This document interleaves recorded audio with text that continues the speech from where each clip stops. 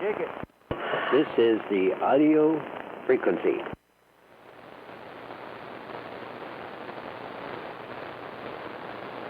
Get down. That's right.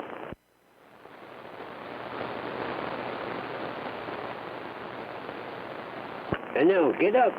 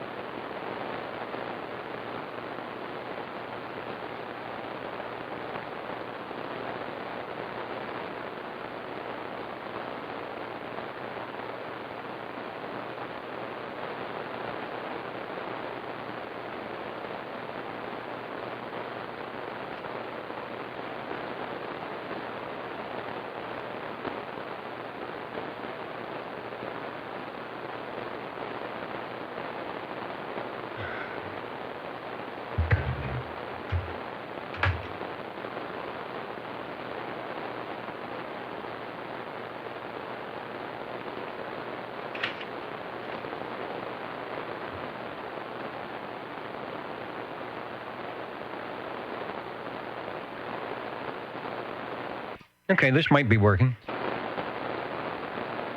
13.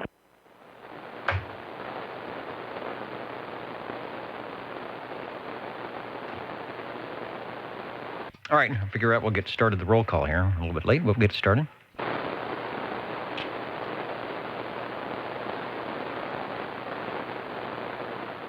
My headphones are attacking me.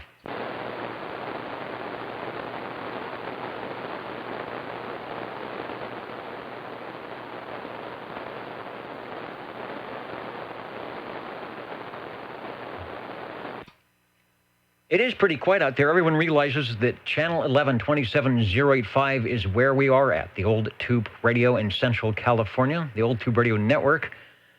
Here to talk about and discuss and listen for those classic tube radios and the tube radio operators. We will do that in just a moment, but first the directed net roll call. I think there is a video stream up and running.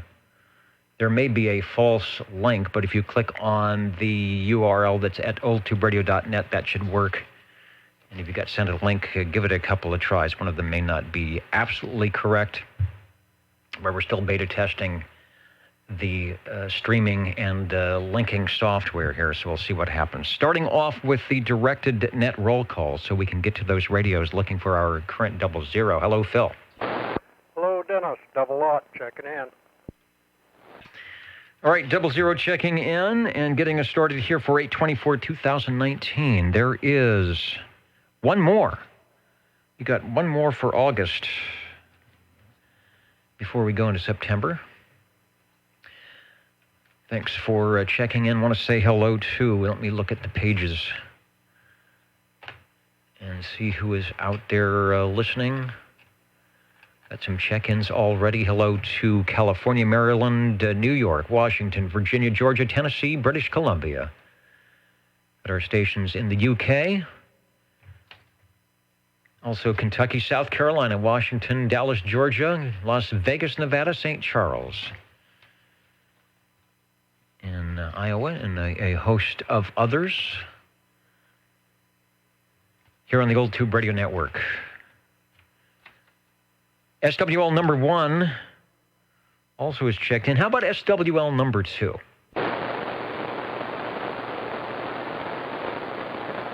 And I have to find my main page to get everybody checked in on the SWL side. SWL 3,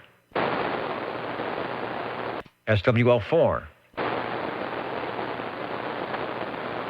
Shortwave listener number 5, I will check in SWL 5. That's Ida Mama Rose, who says hello to all the tube radio operators and SWLs. SWL 6. SWL 7.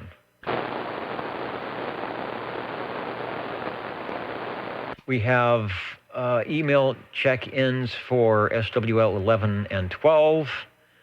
Oh, and I must say, the Jingle Singers, I believe, are taking the night off tonight. I will have to check, but my notes are telling me that they are, they're almost end of summer. Everybody's got to have some time off. So unless one of them straggles in here, we may not hear the Jingle Singers tonight, but that's okay. SWL 13. Reminder, you can check in at oldtuberadio.net. Leave a check-in for me on the page, and I will eventually notice it and get you checked in. SWL 14. SWL 15.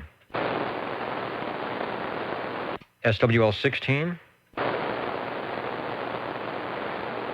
SWL 17. SWL 18. Shortwave listener 19. SWL 20.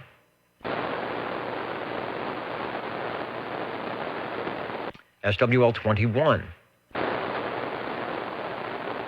And I think Mr. 21 is out there. Yeah. I was jumping around there. JT, I did not hear your program tonight, as I was not by the radio in time. DD21 or SWL 21, the dynamic duo in the Wasama Swamps. We've got you checked in there. Thank you for listening to the Old Tube Radio Network, where real radios often glow in the dark. We'll be having those coming by shortly. SWL 22. SWL 23. SWL 24. Let's see if the control room camera's working. Hello, hello. I don't know. The resolution looks kind of funky there, but maybe that's okay. SWL 25. Hello, Dennis. How you doing? 25 checking in. If you could check in 74 too, that would be fantastic. Anyway, hope all is well on a muggy, hot Saturday evening. Anyway, back to you, Dennis. Yeah, it kind of got like that. Here at 100, what was it, 102? 100 and something today. It's going to be another 100 and something tomorrow. Here in the control room is 85 with some air blowing around. Hopefully to cool off. Radios don't need much cooling. I could use some, though. Thanks for checking in. We'll get 74 at the appropriate time. The crossband stream is not up, so if anybody's listening crossband, and we'll take check-ins if you can hear them. SWL 27. SWL 27 has just checked in from the crossband. He is very good. He has no delay on his crossband. It often checks in right on time, the stereo mode. Hello, Dwayne, listening in. And hope, even though the bands are pretty awful, when you're, FT8, the digital modes work quite well. I think that's where they really shine when the band conditions aren't doing well. Thanks for checking in. We've got a proxy check-in for SWL 29, SWL 30, SWL 31. Let me see if, yes, indeed, right in the center of the audience tonight. SWL 31, Robert and Teresa saying hello, checking in. Probably from the radio room. Maybe they got a couple of tubes glowing, waiting for that E-skip or something to happen. SWL 32. SWL 33. Myself, is it Bozo? Nobody's here, just me. It's going to be echoing in the control room here tonight. If I need assistance, I'm on my own. SWL 34. SWL 35, I saw Mr. Bill checking in from Cowboy Country. Waving a hand from Cheyenne. Thanks, sir, for listening in to the Old Tube Radio Network. In fact, if it wasn't for Mr. Bill and the crew at Red Monkey for all those years, we might not have an Old Tube Radio Network, because there might not be a lot of Old Tube radios hanging around here in Central California. Looking for SWL 36. SWL 37. 37 here, Dennis. Good evening. Hello, Chris. We've got you checked in. Thank you. Let me call 36 again. How about SWL 38? Shortwave listener 39. SWL 40. And SWL 40 checking in. Oh wow! I just looked outside and the air, it looks very, very pungent. But anyways, checking in from Chinatown, SWL 40. Yeah, we're starting to get our September yuckiness, and it's going to get worse before it looks like better. There's that alternate camera that we might use tonight that's got the autofocus or the regular focus that never seems to be in focus. Everything is equally out of focus when you're in autofocus. I guess that's how it works. The Old Tube Radio Network, Real Radio's glowing in the dark. We will have some of your favorite 1960, 1970 tube radios, maybe even late 1950s radios checking in. So, I don't know, turn on the fan and keep the windows closed, if that's possible. Thought I heard the train go by. Thanks for checking in. That is Larry, Mr. CB Kid. Let's try SWL 41. SWL 42.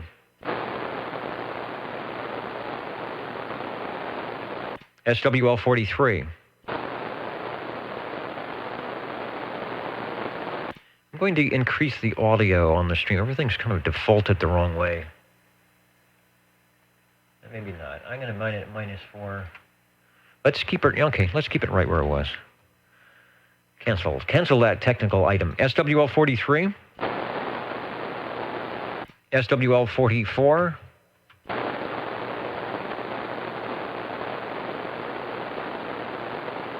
'44 might be on the big page. How about SWL 45? Archives are working great last week, and the network was. Well, I'm gonna try and keep it going this week. Every week is a different story around here, trying to get all the equipment to work. Yeah, okay. Thanks, 45. All right, SWL 45. That is Paul and Kelly up there in North Fork. We've got you checked in, sounding good. Also, I see Joseph, SWL 24. Let me run up to page 1 and get Joseph checked in. Thanks for waving a hand over at oldtuberadio.net. 45 is in SWL 46. Shortwave listener 47. Well, greetings from the Radio Lounge, where I got to tell you, I feel bad. You kind of made me cringe. You said it was like some 85 degrees at your control point. I gave up, man. I'm blasting my AC, and it's just like culture shock. You know, you go outside and it's just sickeningly hot.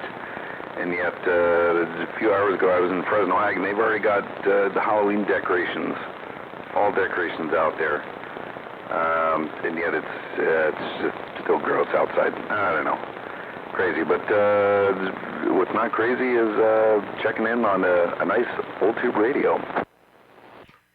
Sounds good. Great audio. We will be talking with the tube radios here after the roll call. Well, you should be comfortable, right? That's what it takes to be comfortable. I just went up to 87. You know what? I've got the temperature sensing device sitting on top of the monitor, and it puts out a lot of heat, so I think I have a bogus reading, because it does not feel that hot in here, although it is warm.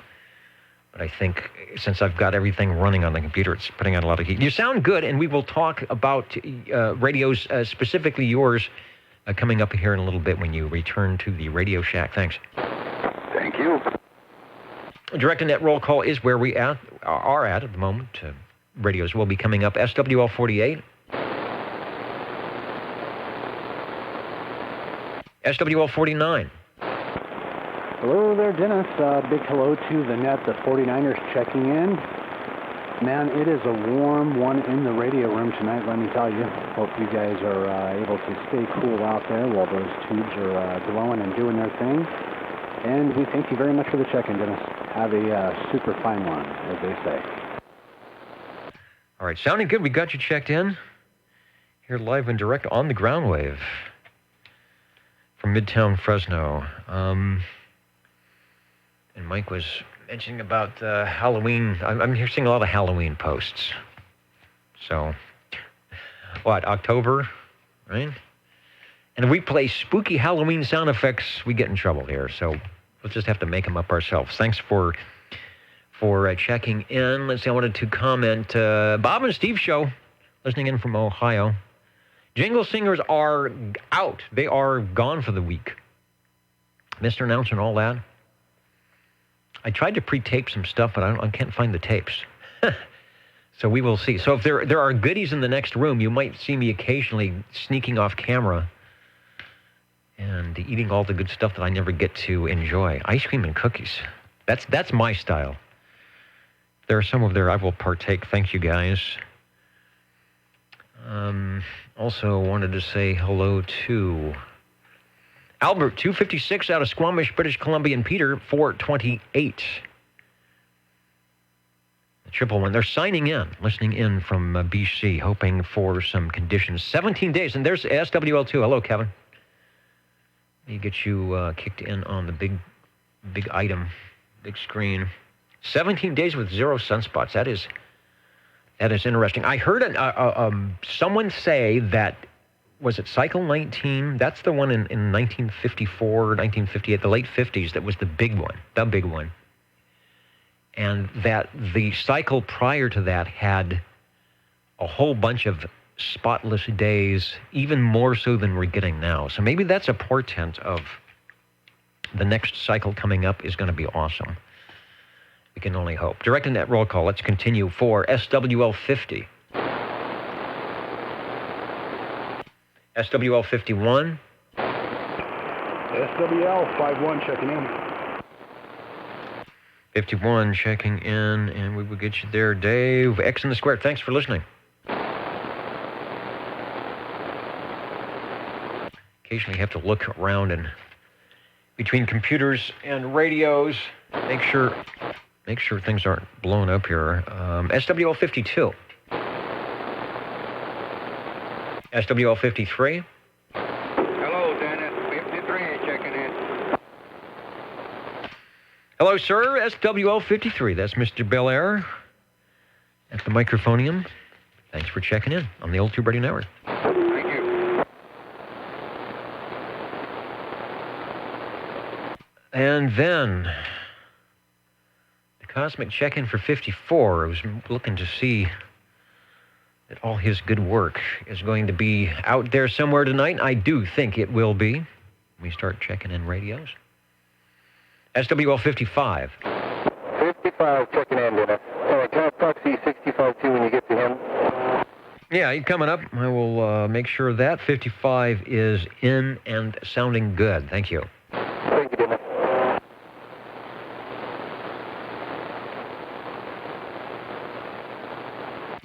And SWL 56. 56, checking in.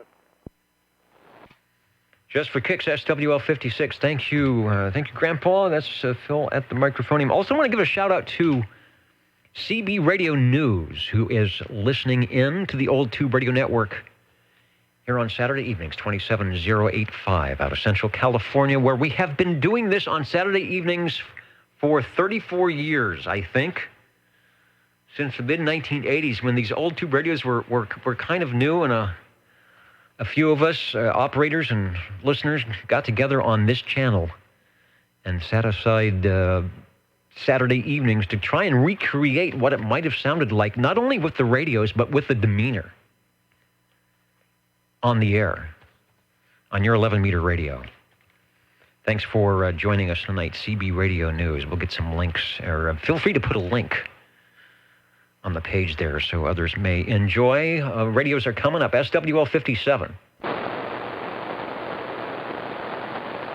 SWL 58. 58 68 checking in from the outskirts of the beautiful town of Biola, also known as the Bible Institute of Los Angeles. Dennis, thanks for doing that, and hope everybody has a good night. Yes, thank you for that history. Someone told me about that a while back. The BIOLA. I'm thinking, no, but that is indeed true. SWL 58 at the Microphonium in the Ditch Banks, sounding good tonight, thanks. SWL 59. Shortwave listener 60. Thank you, Dennis. Evening time to the fellows out there. And while we're doing this, let's give old Ken, 0800, a check in there. Doggone it. I'm sure he'd appreciate that. I'm talking to him tomorrow on the phone there. Hey, okay, let's check in this DX2527, Big Jake's base. The 2527 is checked in as it has been for so many years. And you are sounding good at the Microphonium. Thanks, Joe. We will also get Kenny in at the appropriate time. Just checking out the control room cam. Kind of refigure, since Google has really changed how they do their Hangouts, working with the encoder here. Thanks to Frodex at searchlawrence.com for helping out and work in progress.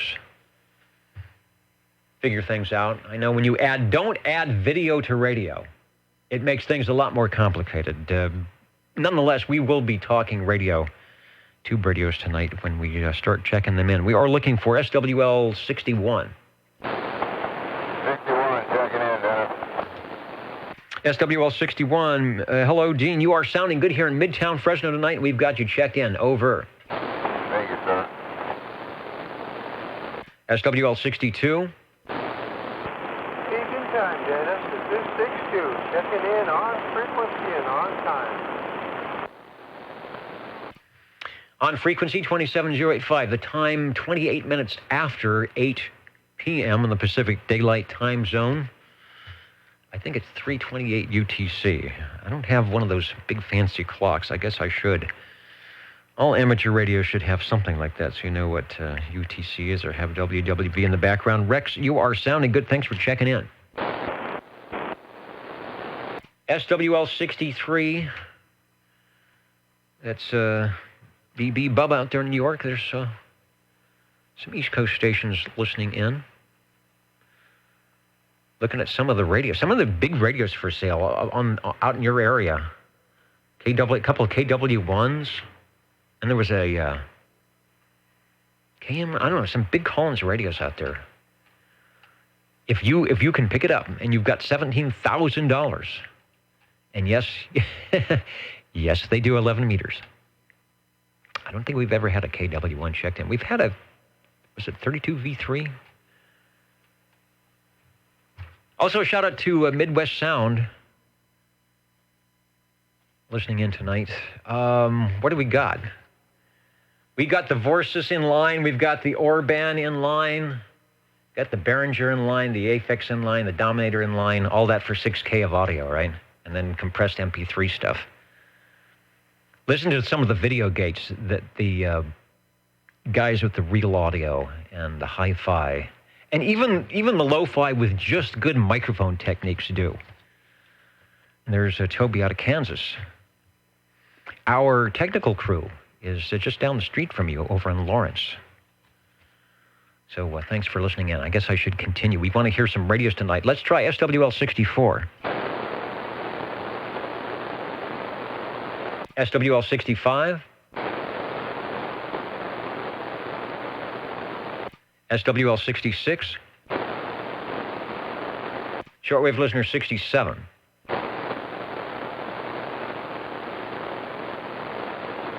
SWL 68. We've got a check-in for 69. Might be listening in at oldtuberadio.net somewhere. SWL 70.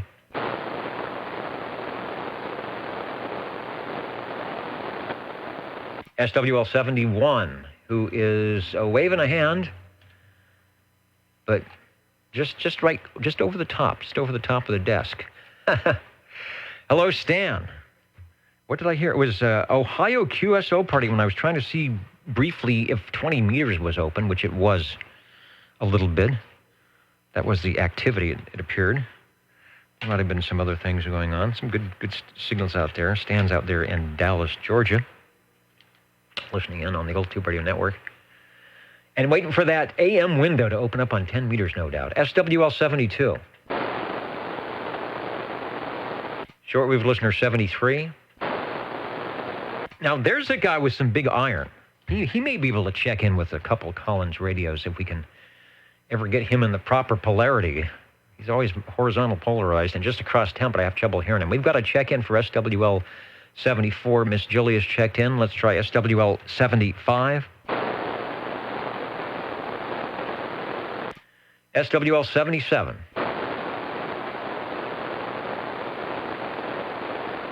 Shortwave listener 78. SWL 79. Shortwave listener 80. Just a reminder before we go to page 4 that the radios are coming right up. That was those glow-in-the-dark radios from 1958, when the FCC banged the gavel and said, yes, there will be a Class D 11 meters. And then 1978, when the manufacturer said, you know what, the 40-channel tube radios aren't selling that well, and we just don't want to fool with it anymore. Well, hey, we do. We like to fool in with it here at the Old Tube Radio Network. You will hear some tonight. Top of page 4, the patient people, one of which, this guy, Mr. Unicorn, who has been checking in for pretty much the 30-something years that we have been doing this, and Steve Areno is listening in, checking in over at the video side. I think that's where he's at. Yeah. Says we're good on the live stream. 10-8 and smoking. We used to say that a lot. Let me bring up the control room camera. I've been running around, so I'm a little bit disheveled here. I've still got the KFCF ancient T-shirt with pictures of Elvis and George Bush, and I don't know who else is on here. I don't know who is on this T-shirt, so disregard that. We'll have some good pictures of radios anyway. Steve, thanks for checking in. Looking good on the video stream. SWL 82. 82, checking in from the Ditch Banks of Iowa. Good evening. And good evening. I noticed I forgot to bring, I made some special iced tea with lemonade, and it is in the other room. I'll pick it up at the break here for the tube radios. I'm not surrounded by the ditch banks, but it does get a little dry around here. Thanks for checking in. Thank you, Dennis. SWL 84. I've got a note to check in 84, and the ladies, which I will do if I can keep my foot on the foot switch here. SWL 85. No, I had a proxy. 65. We got 85. I have proxy for John. No, I did not. But I'll keep an eye out. I know we got a comment from Reedley saying that there was some just not great conditions here so far. See what happens. SWL 86, 87, and 88. That's Paula, Mountain Maid, Tandy Girl, and Snowy Owl, respectively. Checking in. SWL 89. I saw Darren on a Facebook post. So I get him checked in. SWL 90. SWL 92. 92 from the big town of Madera, when I can hear him. I don't think he's out there. SWL 93. 93, checking in, and good evening to all the SWLs out there. Hey, I got a question for you. What was the first CB radio made, and who was the guy that built it?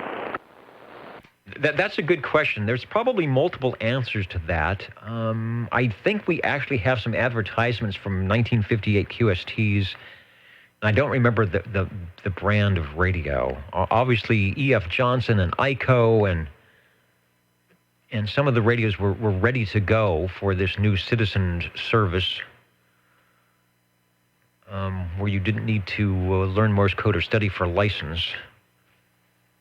So I think there's multiple answers to your question. Who was the very first, like at the gate, at the patent office? I'm not sure. As we go along tonight, we will try and keep abreast of the dates the radios were manufactured. See if we can get some of those 1959, 1958. And Sam's PhotoFax CB1. That would probably be a good way to start. Go to Sam's PhotoFax CB1 and look through the pages, and that would probably tell you a lot. Louis, you are sounding good, and we've got you checked in. Check. I just thought I'd throw that out there because a friend of mine seen my old tube, and he was wondering what year was the first radio made, and who was the owner? It was like that one. What do they say when they had the first two automobiles in some place going down the road in 1905 or whenever it was, 1895, and they had the first accident. They crashed into each other. I just wonder if the first two CB radios came up somehow, hung the other one out to dry. Throwing carriers already. And Kirk, I agree, Vocal Line would probably be in that mix as well. Thanks, Louis. Did I call SWL 98? Take it in, Dennis. I guess I just did, because Fresno Dave is out there listening. Sounding good, sir. Thanks for tuning in the Old Tube Radio Network. Thank you, Dennis. Speaking of mobile radios, let's see if Jeff is out in the big time mobile, SWL 103. This is Cheesy 103, checking in. Hey, sounding good. Cheesy 103. The big 103. I don't know if we have a 103 FM. We probably have a lot of them here in town. But on a Saturday night here at the Old Tube Radio Network, Jeff is the 103. Thank you, sir. No problem. And then we have 109. SWL 110.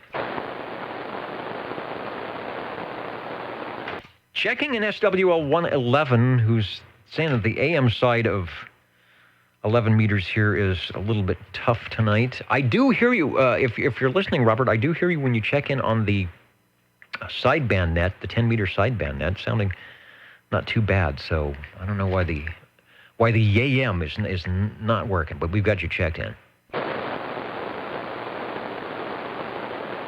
Takes us over to SWL 114. 114, checking in. 114, always sounding good, Wayne. Thank you for the check-in. Radio's coming up in less than 5 minutes here, if I can run around and get everything ready for that. SWL 128. From the digital side, at oldtuberadio.net, John Lee in the radio room tonight. Let me see if I have to scroll back and see who's checking in. 51 minutes ago, checking in, missed 2 last Saturdays due to some family visits. Well, that's a good thing. That's a good reason. I'm glad it's not because of malady weather things or something, and it's good to be back. Well, it's good to have you back. Always enjoy your comments, and you just never know when the band might open up there in Fairfax, Virginia. When is the Virginia QSO party? I heard Ohio today. Might hear some people out there. Thanks for checking in. We head over up to SWL 131. SWL 133.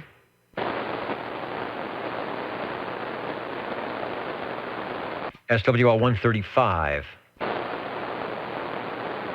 Let's do a proxy in on 135.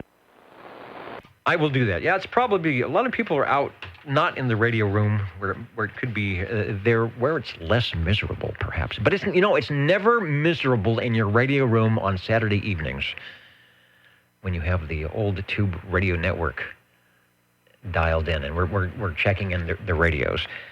Let's try SWL 137. Shortwave listener. I wonder if Tony's out there. Hello, Tony. SWL 145. That must be bad when even up in the foothills where it should be a little bit cooler. I don't even have my right glasses tonight. Everybody's hiding out somewhere. How about SWL 147? I know it's cool in Kakalaki. Let's see if we've got a report from Neil tonight.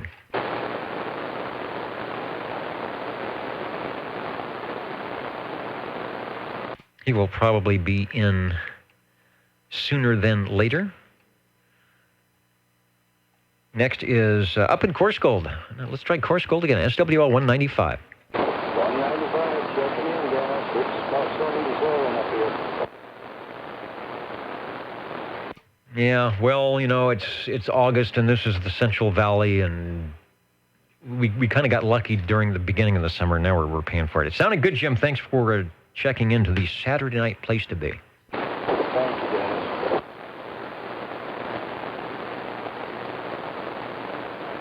And Toby says he has that Browning that was made by Vocaline. I think Toby has every Browning that was made by Browning, and then some. Even the ones that weren't made by Browning, he's got. We are looking for SWL 226. And any station that would like to check in before we start the tube radio time. All right, good deal. Give me a second to get set up for the tube radios here.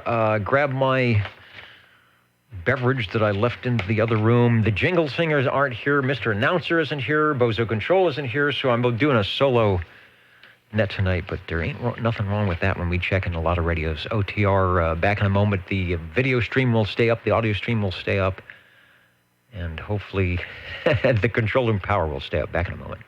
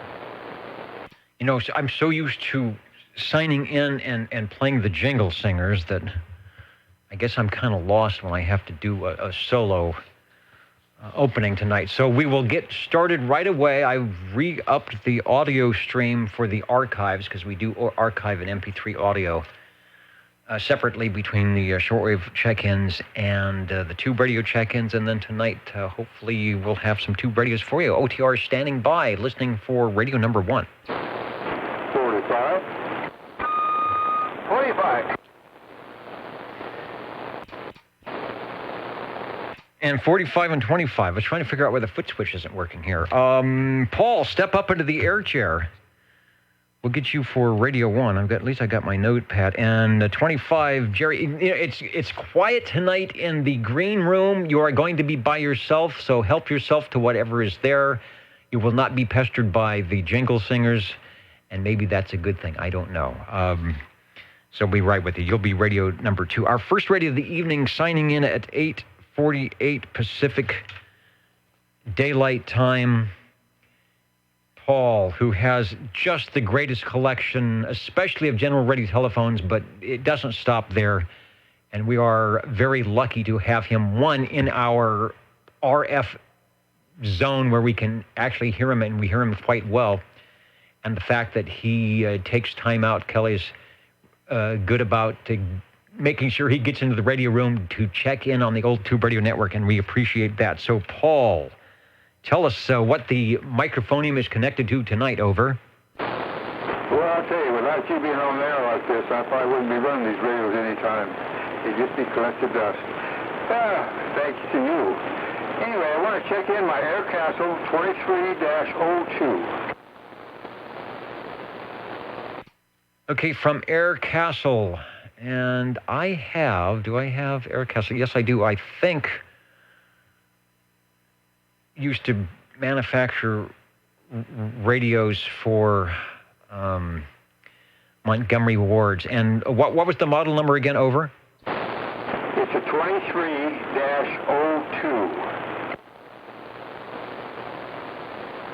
All right, we'll see what we've got. There it is. I think that is it up in the top left-hand corner. And that is actually, it says, from the collection of Paul, SWL 45. So let's take a look at that as you give us a transmission on the Aircastle. Looking pretty good. Well,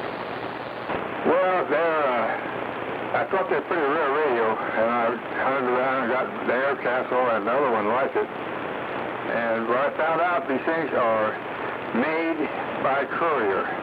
So they're not, we just put different names on it, and like you said, they sold them in Spiegel catalogs, they sold them in Montgomery wards, they sold them everywhere on the thing. There's quite a few of them around. It's a nice radio, they're well made, very strong, well ventilated. Courier did a fantastic job on it. Anyway, I think the approximate year was 1972. I'm sure you can add a lot to this. Back to you. The Air Castle, yeah, actually, now that you've said the Courier, that is the Fanon. Also, if you look at a Fanon fanfare, it's probably the same radio. And when I was getting started into CB, there was Fanon fanfare. I ended up, I used to hear a guy on that particular radio, which is the same as his Courier, and I ended up buying something from Radio Shack. It was the first Navajo, realistic Navajo CB2033. I don't think it was a 30A yet, because lo and behold, in my 16-year-old wisdom, I thought maybe the tubes wouldn't be a good thing to have, so I ended up going solid state. Had I known, I would probably have an original issue of something like that. But the Air Castle sounds good. Nice audio. The Couriers always have good audio. 11 tubes in that. I was looking for a date, but I don't have them. But I think you're right for 71 or 72. The Final Amp 6BQ5. I was looking to see if it had 12AX7 in the audio, but it doesn't. Sounds good, though. You've got it set up nice. And the audio is well modulated. Go ahead with another transmission, please. Well, yeah, I'm using of course, we don't have a microphone that came with a radio. I'm using my Grover Turner Plus 3 amplified desk microphone on the thing. And it likes it well. Modulation likes growing red pretty much, so it's doing a good job. Yeah, it's got a band spread on this thing, which is real interesting. It's more or less for tuning you or anybody else in on the thing. I could classify it kind of like a VFO. Works well, because at first I couldn't get you in at all. Hardly turned right in, there you are, clear the bell. So it's definitely working. And it's got a meter on it. This thing has an extra channel in the thing, and they put it in, a blank in there, believe it or not. So somebody added the channel to this radio. It was a 26565 crystal. That's down getting low below channel 1, so they probably want some quiet times down there. That's about it, Dennis. Thanks for checking it. Back to you. Well, thanks for bringing it by. Sounds good. Our first radio. This would be a good radio to start out with. It's got everything you need, the 23 channels, the S meter. I don't know how easy it is to find the Air Castle version, but the Fanon Courier would probably be nice to have as well. Let me jump back in and put you back up on the top there. Radio 1, the Air Castle 2302, Paul up in North Fork at the Microphonium, and we always enjoy when he shares his collection with us. Thanks, Paul. And stepping up into the air chair now will be Jerry. I wanted to make some comments. Tim Tron up in the Pacific Northwest is listening in. You're in early tonight. I can't remember. Did you say you had a shift change or a job change or something? So maybe you have... Maybe you're on the sly listening into the Old Tube Radio Network. Oh, and I saw that you end-fed horizontal wire. Who was it that bought the W7FG? The antenna. We'll see. If the conditions, when the conditions get good, you probably won't need much, especially from where you are up there in the Pacific Northwest. Working the video controls, and I'm not doing a very good job of it tonight, trying to get the items in there. Save me, Jerry, SWL25, step up with the transmission. 20. And 20 is in. Hang on there. Yeah, thank you, Dennis, and hello, Harvey.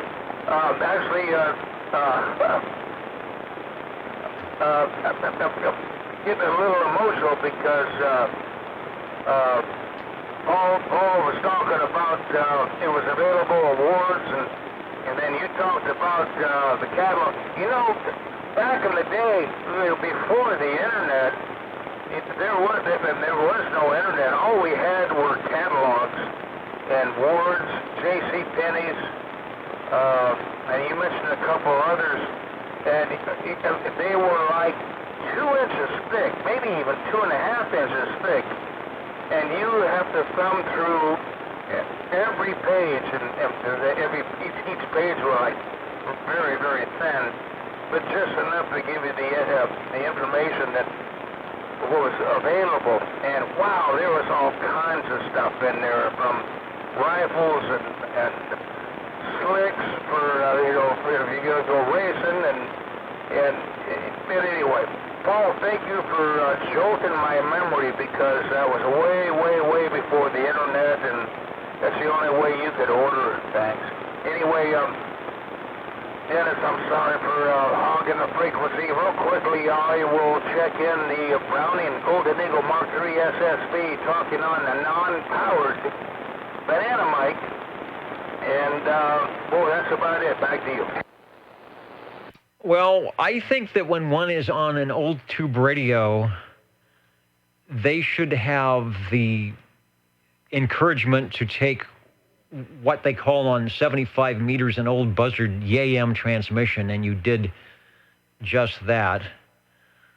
The Browning Golden Eagle, sounding good as it always does. I've had the pleasure of operating from your station there, that very radio, and so if it takes a long transmission, that's a good thing. Give us another one. Okay, Dennis. Yeah, anyway, it just brought back a lot of memories. Used to thumb through the J.C. Penney, Sears catalogs, looking for musical equipment, guitars, go-karts, toys. I mean, everything you could imagine from A to Z. And but my point is, that was the only way you could do that back then, because there was no internet. You could just go online and go, hey, I want to look for this.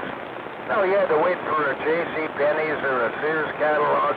Or you mentioned another one that I remembered, but I can't remember right now. Thick catalogs that you could go thumb through and put it on your wish list, maybe for Christmas. Anyway, Dennis, yeah, thanks for checking the old Browning in, the old red glow on the lights working, and everything. The needle's okay, and by golly, we're okay. It looks a little muggy out here. So back to you, Dennis. Back to me in the studio. Radio sounds good. What's the other one? Bursting Appleby also made a radio, and they had a catalog with some items in it. Last week we talked about the Sears catalog with the E.F. Johnson radios, the Messenger 223s, but cloned for Sears. Back in the days before the internet, when it was Sears, J.C. Penney, Montgomery Ward's. What are the other ones? That's specific to the West Coast. Some of the Midwest and East Coast guys had different places to go, but it is the 21st century, so what can I say? Browning Golden Eagle Mark III sounds good. Browning's top-of-the-line choice radio from 1972, when it replaced the Mark II, to 1976, when it was replaced by the Mark IV, mainly because they had to figure out a way to get 40 channels into the thing. Operating price or purchasing price probably anywhere from $650 to $750, depending on where and when you bought it. Thanks for bringing it by. It sounds great. Yeah, thank you, Dennis. The other Western Auto kind of popped in my mind, but I don't know if that was a catalog, but long gone by now. Anyway, back to you, Dennis. Yeah, there might be a few receipts left over. Somebody's got receipts from Western Auto.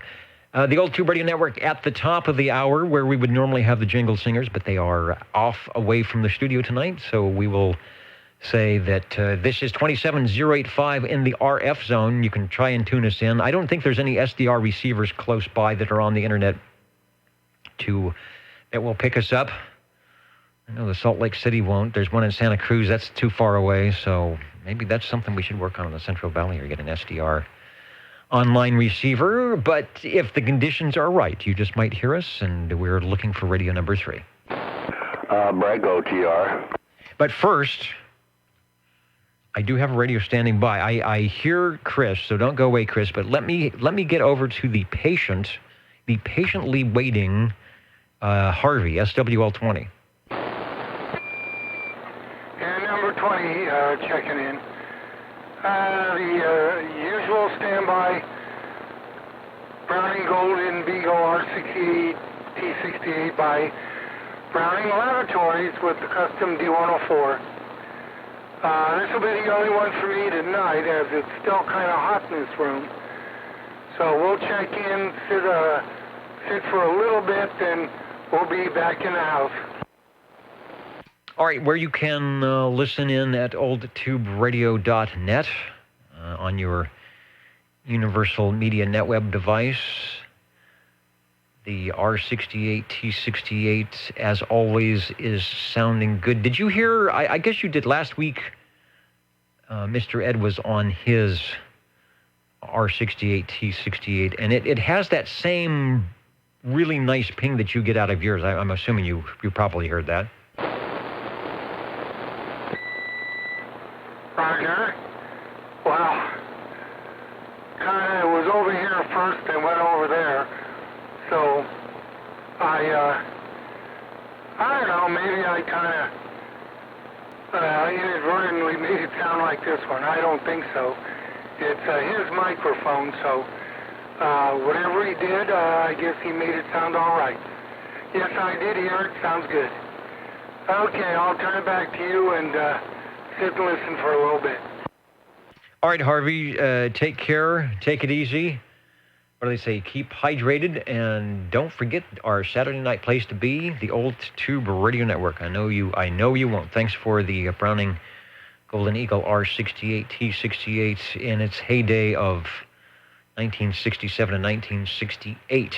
Two versions of that, and I think you are on the Series 2, which has the variable RF gain and possibly the on-the-air light instead of the spotlight. Thanks for checking that in. Let's head over to who would be next. That would be SWL 37. Hello, Chris. Yeah, that's me. Tell us what's going on in your neck of the woods. Well, speaking of the neck of the woods, I've got a sore neck. So that's part of the neck of the woods. I want to check in radio here anyway. I want to check in this general radio telephone. The Super MC11A 24-channel version of this one here.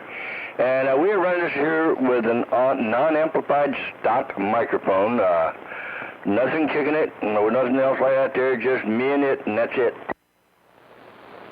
You mean you're not putting the Demco modulator or some type of excessively amplified microphonium in there? No, nada. Maybe you have the Harvey Range Boost. Yeah, nope, don't even have that. Plug. Yeah, or maybe, as we noted, you have the general radio telephone, the Super MC11A, Super MC series that have the ECLL 800 tube in the output there that make things sound quite nice. We'll get a full shot of the radio as you give us one more transmission over. Oh, no problem. Yeah, well, get it out right. It's still working. It's doing what it's supposed to. It loves Saturday nights. We all love Saturday nights here on the Old Tube Radio Network, when real radios glow in the dark, and our tube radio operator collectors mosey on to channel 11 and do just what you're doing, is making it sound the way it used to when these radios were brand new. Sounds brand new for sure. Radio 4 at 905 from General Radio Telephone. And tell me again where you got that radio. It was from the thrift store, right over here on Blackstone, between Sierra and Herndon. Not from eBay, huh? You didn't have to have it shipped in a box and it arrived broken? No, not even $17.50 senior citizens discount. When you can get an Old Tube radio with a senior citizens discount, you should definitely do it. And thanks, Chris, for that. Super MC11A sounding great. 24 channels, the 24th channel somewhere. I don't know how it shows up on the dial, but there should be Civil Air Patrol frequency stuffed in there. Yeah, I'm not sure why it shows up here either. Let me look and see. I'll be right back. Hang on. All right, he's spinning the dial. The 26 dot something cap frequency could be in there. Maybe it was a crystal that you put in, but I think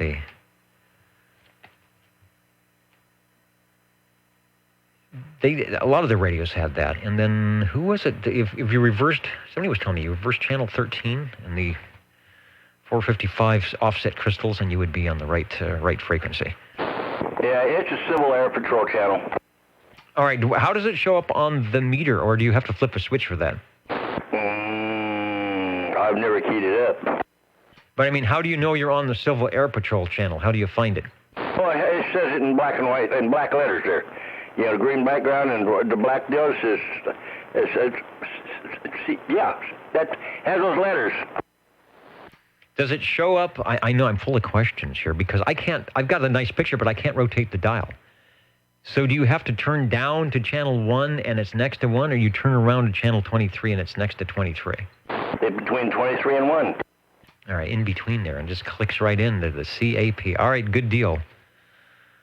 Have to find out what they used to do on that Civil Air Patrol frequency. Thanks for bringing by Radio 4 URS. It's sounding good.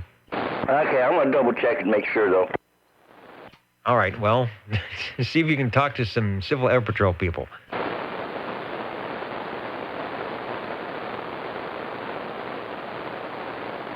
Yeah, it just says CAP and that's it.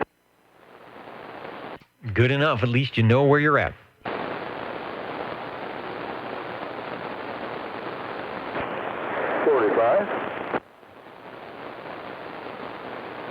And I hear a North Fork station. Hello, Paul.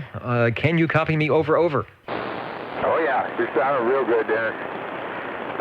Checking in now on a Gemtronics GTX-5000.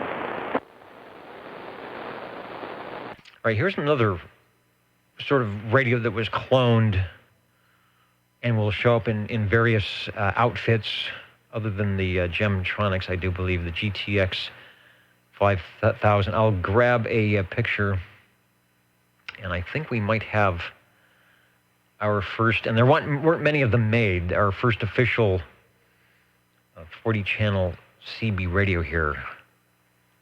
If it will load up, having some problems with the Altitude Radio page. Boy, not the greatest shot, but I'll go ahead and put it up as you take a transmission over. Yeah, they're nice radios. It's actually pretty clean. Robin's come up with that fancy yellow one, and boy, they filled up the front end full of all kinds of goodies, lights, switches, and everything. It's right down to the basics, just about. It's got squelch volume and fine tune, just like my old Aircastle did. Then you got a couple of lights on it, the meters and the channel selector, but it's got 40 channels. And it's got a readout at the 11 on the front, digital readout, so definitely a hybrid. It's about 4 or 5 years after the old fan and fanfare, so that they did a lot of changing about that. That you know as well as I do. They were busy doing everything. Back to you, Dennis. Yeah, the GTX 5000, the Panasonic chassis, this is their 40-channel version, way up in Sam CB202, so you know it's one of the last of the good ones here on the tube side. Similar to the Robin T240D, the T-Berry T, the Shakespeare Colt, and the Tech Tip. It says remove the limiter, assuming you would want to do that, by clipping D601. Taking the limiter out really gives the mic audio more highs and more low range, if you do it right.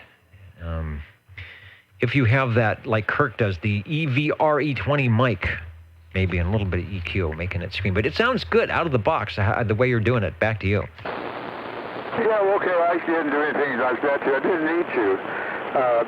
The radio like this, a static TMD 107, which is a real nice static microphone. Hand mic. Chrome, well, I don't know if it's chrome or not. It looks like it's chrome. But it's got a good tone to it, and I like it real long. It sounds all right to you? It sounds very good. Over. Okay, that's all that matters. I'll be able to hear it later on, so that's the main thing. It's got it's got a low power to things. You can warm the tubes up and operate it, and other than that, it hasn't got any real goodies on the thing. So it's just a real pretty good radio, and it definitely is 40 channels. So back to you. All right, thanks for bringing it by. Radio number 5, the Gemtronics GTX 5000. 40 channels. Yes, indeed, there were some 40-channel glow-in-the-dark radios, and this is one of the few. Thanks for bringing it by. John Lee, I was reading John Lee, SW128, talking about, we were talking about earlier, one of the questions is, who can we pin 11 meters CB Class D onto? Who made the first radio? Who are the pioneers? And I was reading something somewhere, and then John Lee mentions that Al Gross invented the walkie-talkie in 1948. Pioneering citizens band radio. Of course, the first CB allocation from the FCC was up in the VHF band, up in 450, 460 at that time. However, for, 70 years ago, VHF radios and frequencies and the technology was very expensive and very limited. Not like it is today where you can go out and buy the Yaesu, the Bofong HT and get your dual band stuff. This is, 1948. It was big and clunky, and you couldn't get a lot of power just because of no solid state, no tubes, different tubes. But anyway, there was I didn't mention that, but I was reminded that first CB, if you want to call it, first citizen band, let's call it a citizens band. Whether it's called CB or not, I don't know, was the VHF band up at that time around 1948. And no doubt, Mr. Walkie-Talkie himself, Al Gross, had something to do with that. I'm used to having the jingle singers bail me out of this kind of stuff. So I will just say we are listening for Radio 6 here on the Old Tube Radio Network.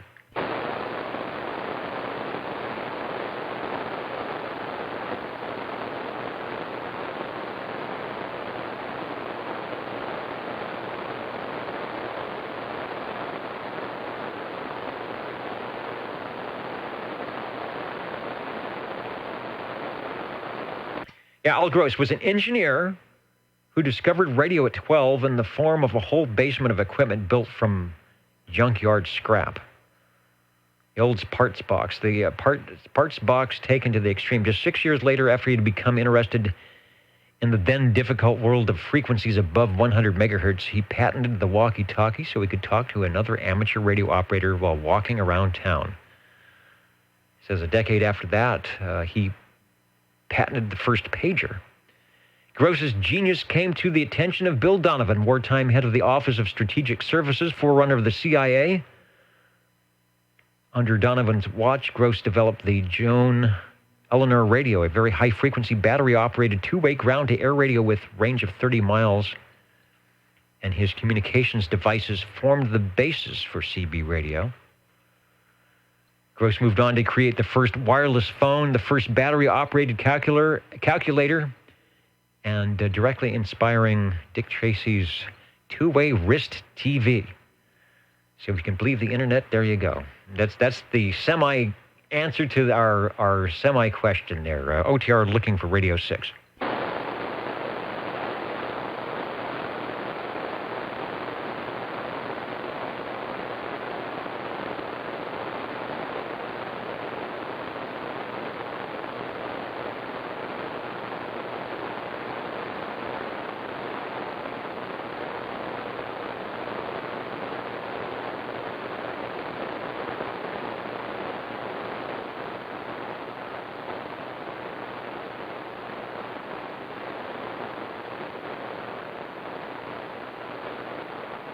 And where it's probably Sunday morning in New York, Smarty Jones saying goodnight. Thanks for riding along with us here tonight on 27085 AM. We will look for you next week. And who else? Who else is out there? I see Washington is still listening in. Someone mentioning that we should be streaming this to the Facebook page. Yeah, if I can figure out how to do all this, maybe I could figure out how to click in the live stream thing. We don't really have a Facebook a Facebook operator like some of the great Facebook, a lot of good CB Facebook pages out there with thousands of subscribers, so thousands of people listening in. So maybe that's something to look into. Thanks for that suggestion. OTR standing by.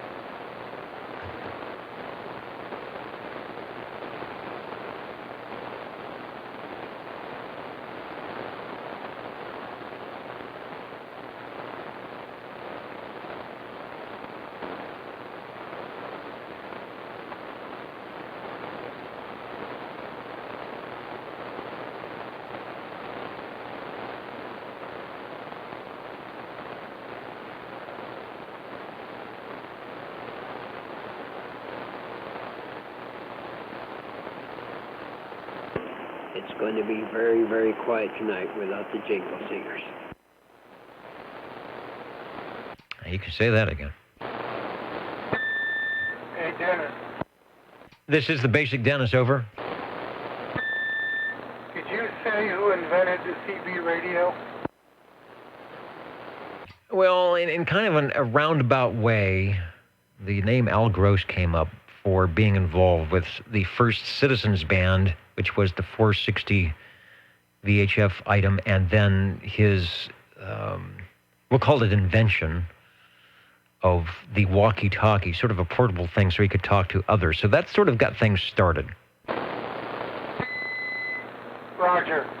Just checking. I was watching TV and listening to the radio. I heard part of it, but not all of it. 1945.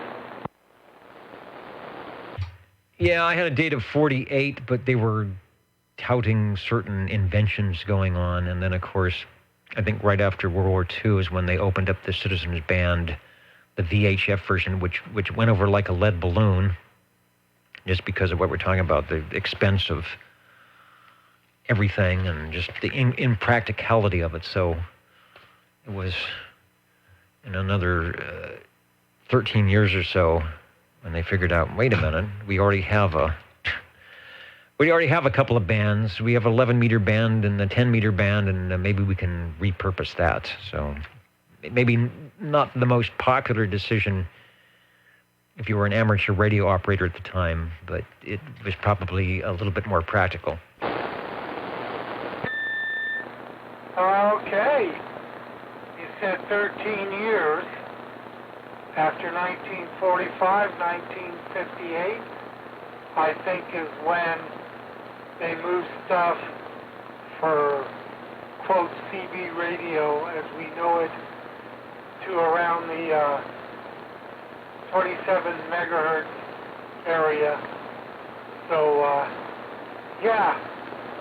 And then they started making other than the walkie-talkie.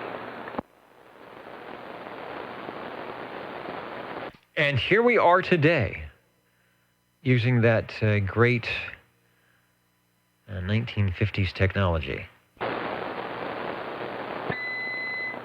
You got it. Okay, it's time for me to go in. Still a little bit too warm out here for me. Okay, we'll catch you next week. And I think we'll be here next week. I'm not sure what our extended weather forecast is, but certainly it's going to feel a lot like summer in the Central Valley. So thanks, Harvey, for coming out to play. You get it. It's getting easier and easier. Next week might almost be back to normal, which for me really isn't quite normal, but I think you know what I mean. Okay, catch you later. Who was it said back to normalcy? Okay, we'll be looking forward to that. Thanks for jumping in tonight.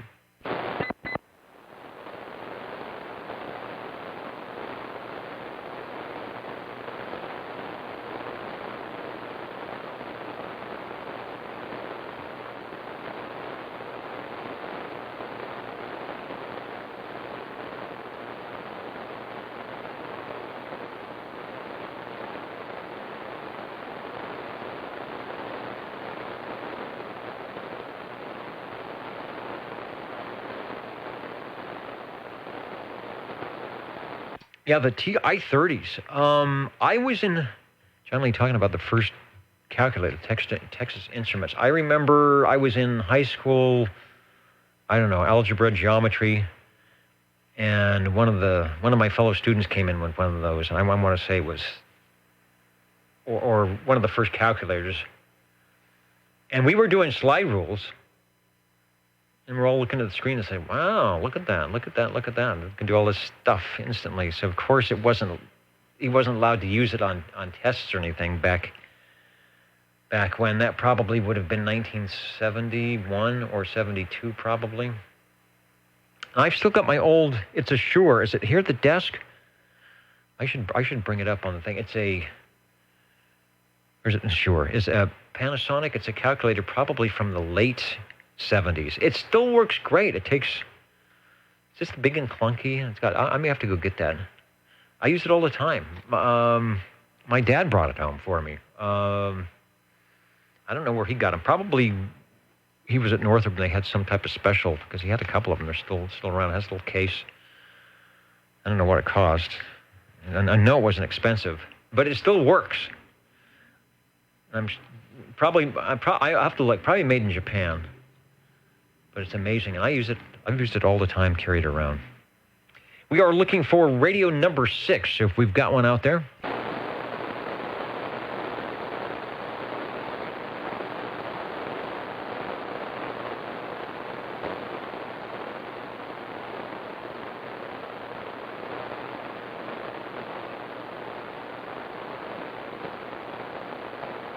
And Randy, hello, saying he can't get the video. I don't know if we're streaming at the right rate for that. If you're at the oldtuberadio.net page, the same photos that we put on the video full screen will show up on the little box there above things. Kind of beta testing the new streaming server since Google YouTube changed some things, trying to get the picture to be better, although I don't think it's better this week. I think it was better last week, but there's a lot of settings and things that when you have a lot of things you can do, there's a lot of things you can do wrong. So when I stop doing those things wrong, everything should work well. But the reason we are here is for the radios and the audio, and that seems to be working well as we listen for Radio 6.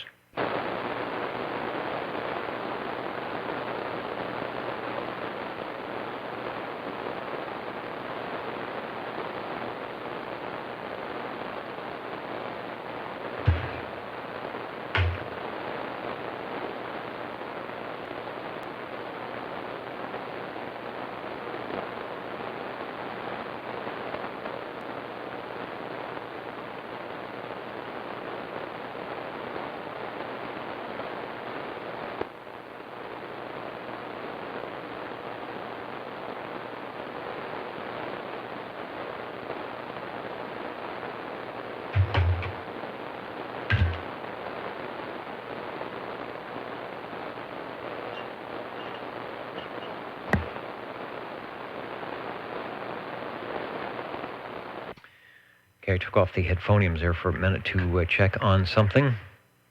There is the blurry other cam. Maybe I can use that. Here's the calculator. It is a Sharp Elsimate. Will this work? There it is. TI, total memory. What is the, where are we at here? So much for autofocus. EL201 or something. But that's the one I've been using this for, I want to say 40 years. There's the battery. Little display, and it doesn't, it's been a perfect little thing. I even have the case. It comes in a little case here. I've managed to not break it. The switches haven't broken. It's kind of dirty, but I've been keeping it in this case for 40 years. It is not, John, it is not a TI-30, and it didn't cost, I don't know what it cost. It didn't cost $100. Looking for radio number 6.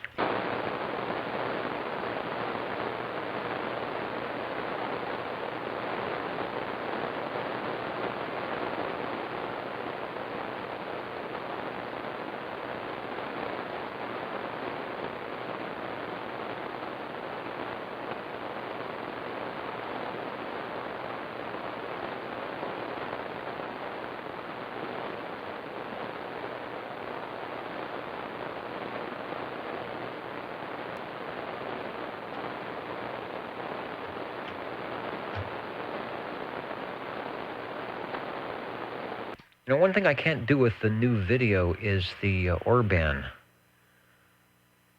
Is the Orban loudness meter because of the way it comes in on the video. So that will be something to work on. I can do the S meter though, and quiet that it is.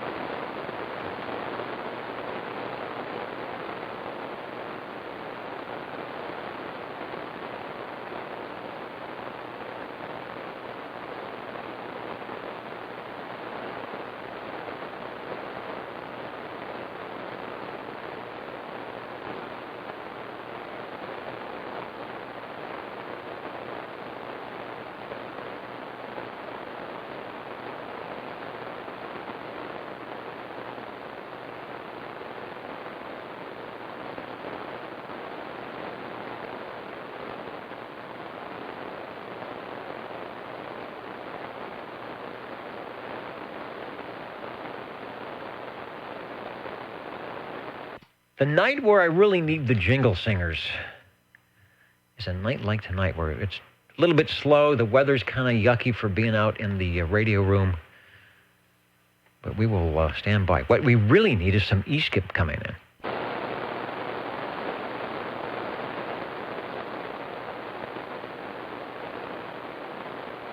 We need any skip.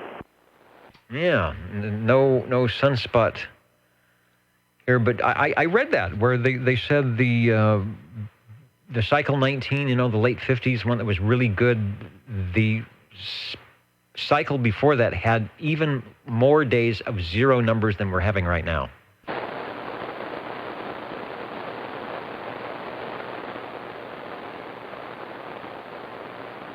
Well, I got this radio just in time. Well, you make a good point. For anybody that is thinking about, that hasn't done so already, to make the move, it's not really a move. Let's say like the upgrade on getting your amateur radio license, because you don't, it's because you come a ham, you don't abandon your 11-meter stuff, your CB stuff. I mean, here we are. But now would be a good time to think about getting into that hobby, because it's at the bottom of the sunspot cycle, and it will only get better for the next 5 or 6 years. It's easy to make an antenna with, your 10 watts and a wire, and it's not that hard to do the exam, thanks to QRZ.com or getting some printed literature, whatever. So think about that. A lot of us are ham radio operators, and we are really planning, when the bands open up, to maybe do some AM work on 10 meters, 15 meters when it opens up, 20 meters. A lot of the guys are there now. It's just the bands aren't that great. On 10, you really don't need much when the band is really good. I talk to guys on their converted 5-watt CBs doing just fine. When there are 20,000 people keying up on your CB radio, you can tune to 29070, and you'll hear some guy calling CQ with 10 watts. And there will be nobody else but you and the station. So you'll be having some fun that way. Speaking of me and the station, I'm looking for radio number 6.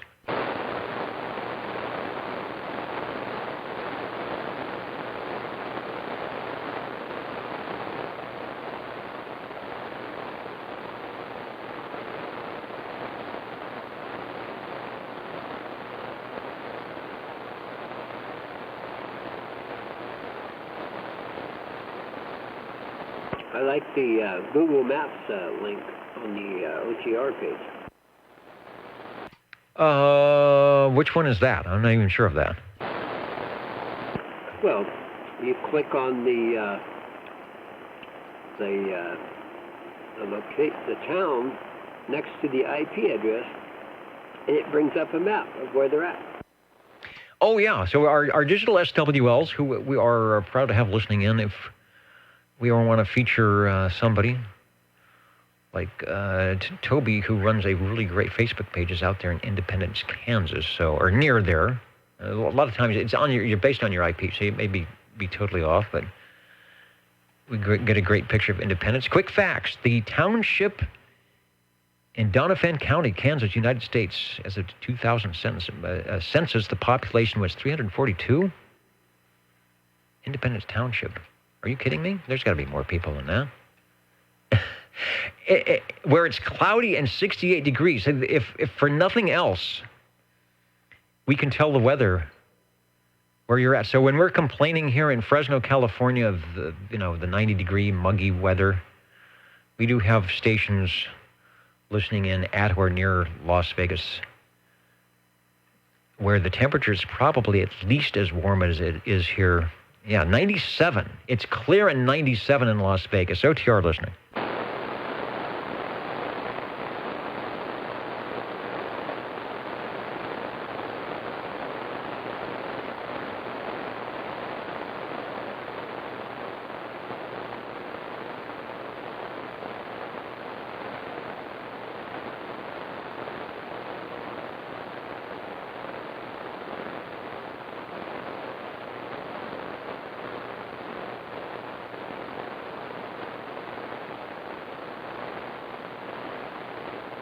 Oh, and here's some more information talking about who's responsible for this citizen band radio thing. Here's some more information, misinformation, but information nonetheless. Insofar as CB radio is anyone's brainchild, it's that of Stanford C. Hooper, the father of naval radio, a brilliant engineer who became a telegraph operator at the age of 10. Notice how everybody started at the age of 10 and 14 because they weren't, like someone said, you didn't have a cell phone, you didn't have the internet. You had that box of parts. Entered the U.S. Naval Academy at 15. How did he do that? Hooper served in both world wars, primarily doing radio work. In between, he was a chief engineer of the FCC and installed the first wireless telephone in the White House. In 1944, Hooper suggested setting aside a little bit of radio spectrum for returning veterans, the Veterans Band, to allow those who picked up radio skills to experiment with the new technology. Experimenting is a good thing. Hooper's idea was furthered by the FCC Commissioner Ewell K. Jett, himself a World War II radio expert. Jett envisioned uses for emergency communications, civil defense, on the farms of America, for hunters, sportsmen, physicians, and that clubs would form to adopt such rules and operating procedures for their area as judgment and experience would dictate. The government set aside ultra-high frequencies, UHF bands, between 460 megahertz and 470 megahertz, but the professional equipment mandated by the FCC was too expensive to take off. Yeah, I bet it was. At that time, it probably kind of bulky as well. Two things were needed to begin the CB revolution. First, in 1958, the U.S. government moved citizens band channels down to the more accessible high-frequency end of the spectrum, which was an amateur radio band at that time, 11 meters. And opened them up to homebrew radios. Well, the home brewing was done by a lot of the manufacturers. I'm going to say the home brewing was done more by the amateur guys. But like automobiles in the early 20th century, you didn't just have Ford, GM, and Chrysler. You had all these companies that were building all these different cars, and slowly but surely either they were morphed into one of the big four automobile guys, or they just went by the wayside. Same thing with CB radios. We check in a lot of brands and names that you don't hear, but when it first started out, it was kind of open for hobbyists, for people to say, well, let me see if I can jump into this market. In 1959, an engineer named Donald L. Stoner published a do-it-yourself guide. There's a lot of information about Mr. Stoner and his radios. I don't think we've ever had any of the Stoners check in. They're not tubes as far as I know, but it'd be interesting if anybody around here has one. During the next 5 years, applications for CB licenses rose from hundreds to tens of thousands a month, and I think probably in the early 1970s, it went to millions. There were a lot of people out there, if you remember. I worked at an FM radio station back in 1974 when Convoy came out, C.W. McCall's Convoy, and let me tell you, the request line was never quiet. People always wanting to hear that song. So it was popular stuff, and of course, a lot of the movies, big stuff. I don't know what happened. It's 2019. Where is all that? Right here on Saturdays for the Old Tube Radio Network, if we can get Radio 6 listening.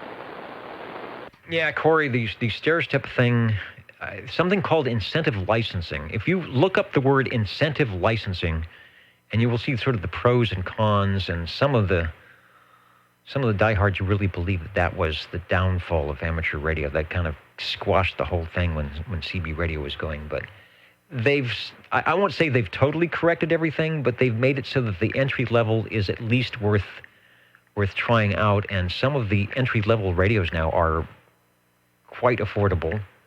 Antennas are easy to make. So it's one of those things. You just don't know until you jump into the shallow end of the pool whether you will want to learn how to swim into the deep end and go off the high dive. Just like everybody else, but at least they're trying. It's very hard to get the amateur radio population over 1 million. Sort of hangs out as the older generation sort of dies out and goes away. There are new people coming in, but again, now's the greatest time to try and get into it, just at the low end of the sunspot cycle, because you will get hooked. 6 meters will be another thing when 6 starts opening up. You will be hooked for sure. OTR looking for radio number 6.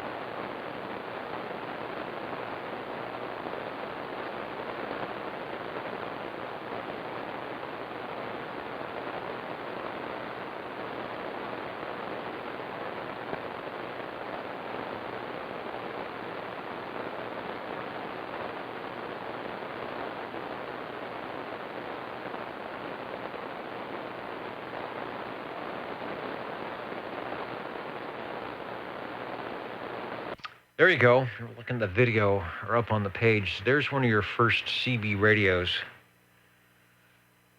that would be affordable for the 1958-59 ICO, the 762K. They were already hanging around in the amateur radio portion making things, but that's your standard. It turns on. There's a crystal for a channel. There might be some blinking light to let you know that you're introducing audio into the finals or that the radio is on. typically would have a tunable receive. Might be crystal controlled. It had to be crystal controlled on the transmit per the FCC. That one doesn't even have a push-to-talk mic. It's got a push-to-talk bar on the front. And your tunable receiver, so that maybe you can find out, yeah, I like that channel, and then go and buy your transmit crystal. But that was the simplicity, and that's what it basically was for. It's for Unit 1 to talk to, base to talk to Unit 1. It wasn't made to talk hobby communications or across the earth or to discuss technical things. Really, it was more of, I need to pick up a part for my business, or I'm on my way home. Do we need a loaf of bread? It was the Citizens Band. Little did the FCC know.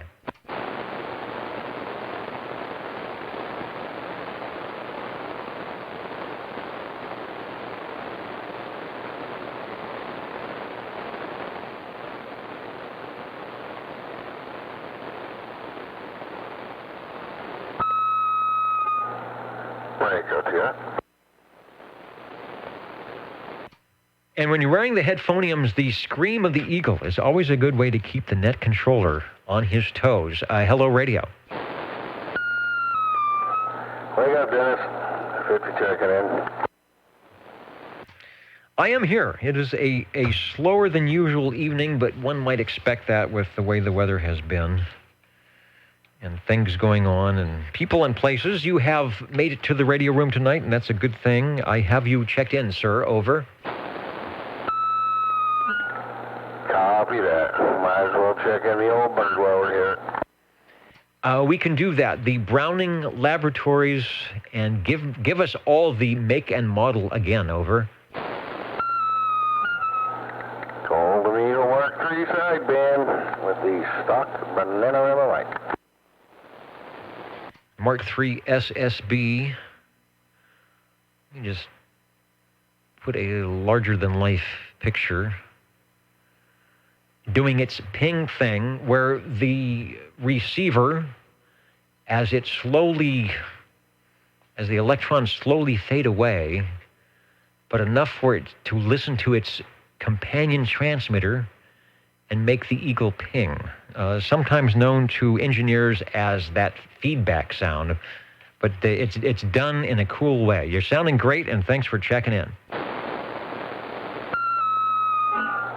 Yeah, no worries. It's kind of funny, talk on this normally, and people say, hey, your radio's squealing.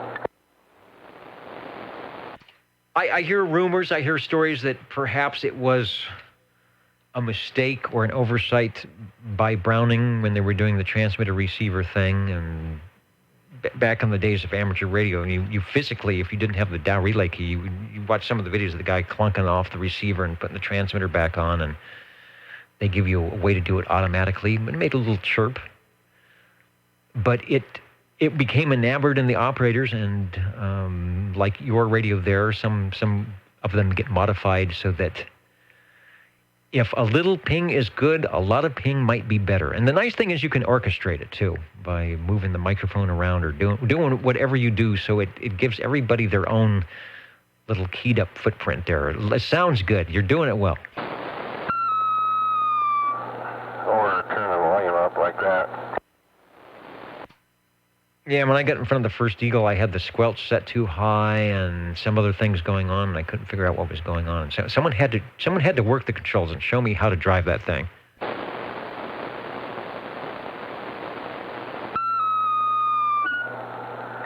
Yep, a whole bunch of tubes. Yeah, and you start putting amplified microphones or running them through audio boards, and they're also do some interesting things as well. The Mark III, the Golden Eagle Mark III SSB AM, they did make an AM version of that, which has a smaller transmitter, about half the size of the receiver. Not too many of those around, but we do check them in. Back in the day, if you didn't have an extra $200 to shell out for the SSB, you might go for the AM, but you would still have your Browning radio. Radio number 6, we've been waiting for you, Mark. Thanks for bringing it by. Yeah, no worries. I haven't used this sideband on this very much, but it did work, but not really great. We did have the sideband version of this net on Fridays, and I would say the most troublesome, and only because, from an operator's point, radio to run sideband would be that Eagle, because it will ping, but it sort of sounds like you throw the microphone underwater. But it is a good talker on sideband.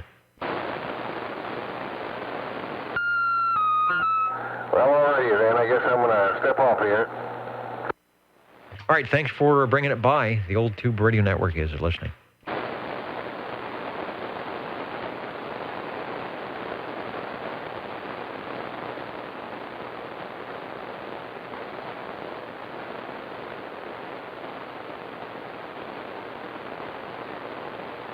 I still don't have my camera controls quite right yet, and you have to rescale everything so that the pictures show up where you want them to. Something like that.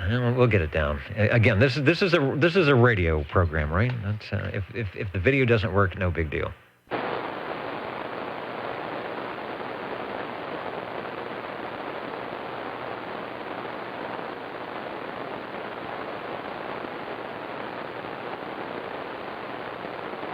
Yeah, like Mark said, Corey, people, you take a transmission and people want to say, what's the deal with the squeal?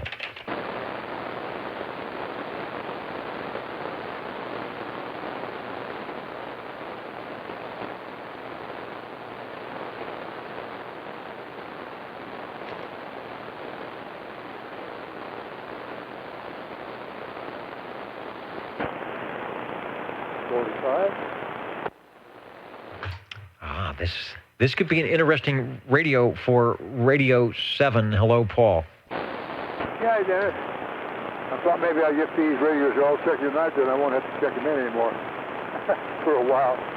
It's my T-Berry Model T. We were talking about the T-Berry. The Model T, a clone of the Panasonic chassis. There are two versions of that. There's a 23 channel and there is a 40 channel. What says your dial? Yeah, it's the old channel. It's the 23 channel. All super. None of the other stuff in there. Probably a stronger radio than the hybrids, but that's just my personal opinion. Thank you. Okay, and up in the preview box there, I do see the T-Berry T, 23 channel from the collection of Paul, SWL25. So we might indeed be looking at the radio we are listening to. Nice. I like the black and the chrome. Looks kind of cool. Let me put a larger shot of the radio. At channel 23, so you can see it doesn't go any farther. There's no Civil Air Patrol. Looks like there are some panel lights to let you know where you're doing, and I'm seeing what the switch is. The Panasonic chassis all kind of changed depending on whether it was a CBPA. This looks like it has a range boost or something on it. Over. Oh, yeah, it does have a range gain on the thing. I'll turn it on. Let's see, I got it on right now. I'll turn it on. How's that sound? Make a difference? Yeah, it was on. You're probably about 80% modulation with it on, and when you turn it off, the modulation goes way down. I can still hear you, but with your current microphonium setup, you definitely want to have the range boost on. You say off or on?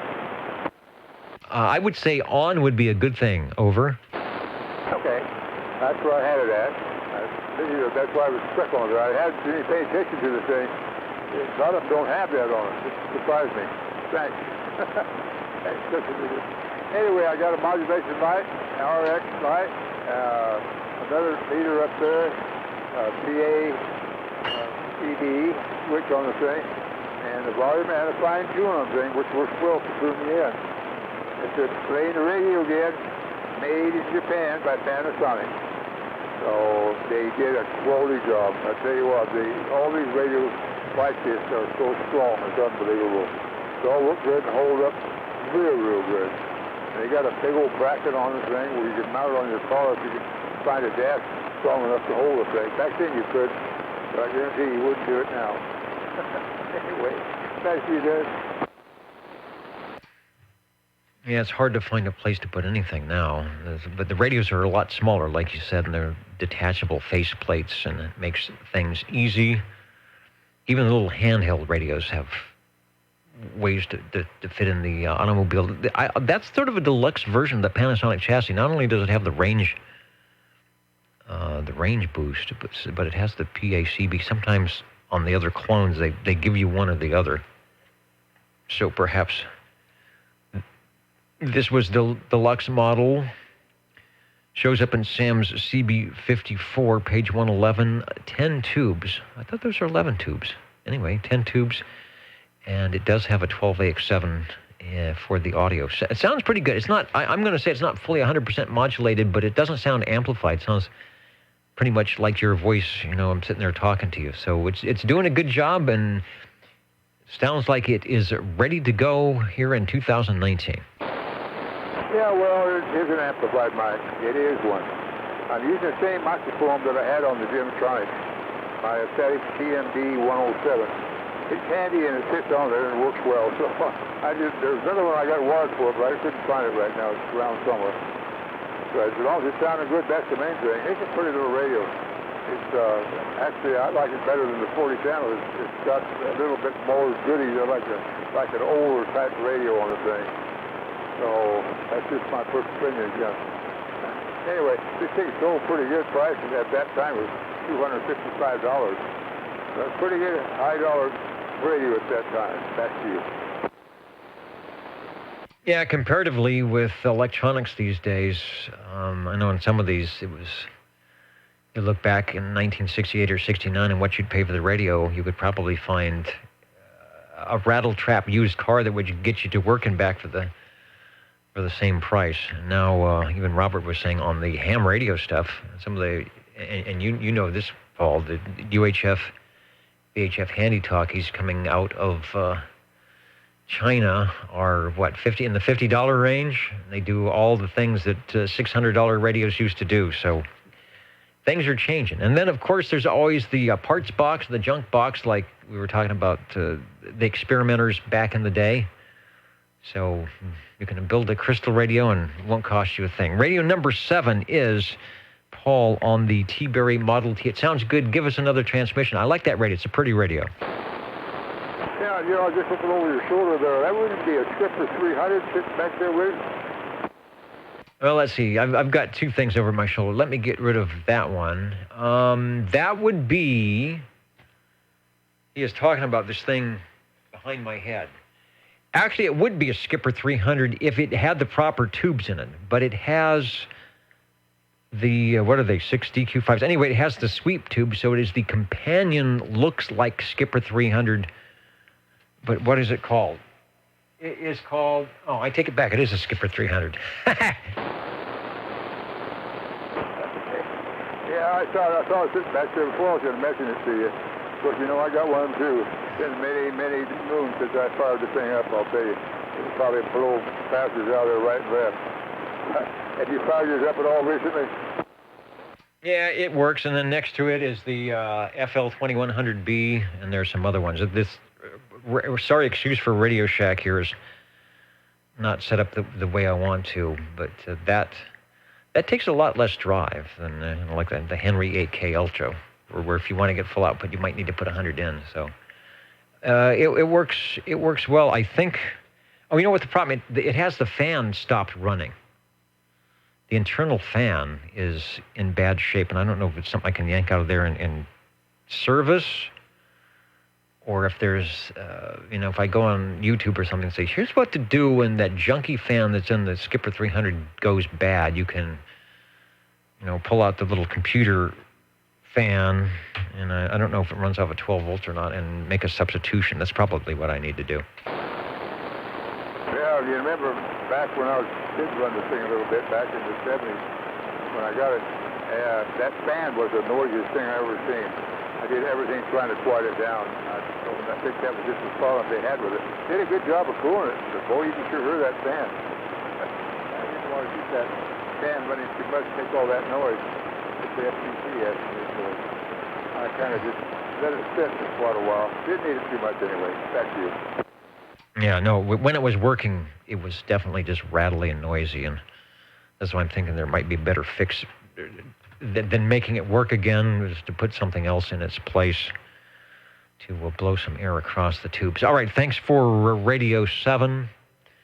Thanks to our listeners out at oldtuberadio.net who are kind of hanging with us on a slow evening tonight. Richard in Everett, Washington, waving a hand, hoping for some DX conditions tonight, but with the 0 sunspot numbers, you just never know. Kirk talking about the Panasonic chassis appeared in many labels. Yes, indeed. The Courier Fanon ECI Courier. We had a, what was it that came in that was a Courier? It was the Aircastle 2302, which was the Fanon Courier. And the 65 Courier 23, not the Plus, it's that chassis. Yeah, this is great audio. That's the nice thing about the Panasonic chassis. It was great audio. Also, gosh, it's almost, is it 10 o'clock or 9 o'clock? It's almost 10 o'clock. The California QSO party in October. That's the one, Stan, if I do one contest, that's usually the one I do, because I guess you can give points from the people checking into you, and it's pretty simple. And it goes quick. And it's, I think in the way contests go, if you want to sit and chat with somebody for a little bit, they'll be more apt to do so rather than in some of those really contests where they're scoring, trying to get the big points. They want to do the hit and run. So I like the QSO parties because it's a little bit less intense. So maybe I'll have something up by October. And I don't think we're sharing it with anybody. I think it's that day or that weekend is what it is. Let me stop talking. I'm going to do some counting and amounting. We are looking for radio check-ins, SWL check-ins, comments, and questions before we sign out of here at 10 o'clock tonight. Apologies for the wacky video tonight. Still working with the new encoder and how to make it work and make it look good. So we're hoping to have some features that will make things a little bit easier on the eye for the video side. And on the audio side, we're doing well, thanks to our tube radio operators. We're looking for Radio 8.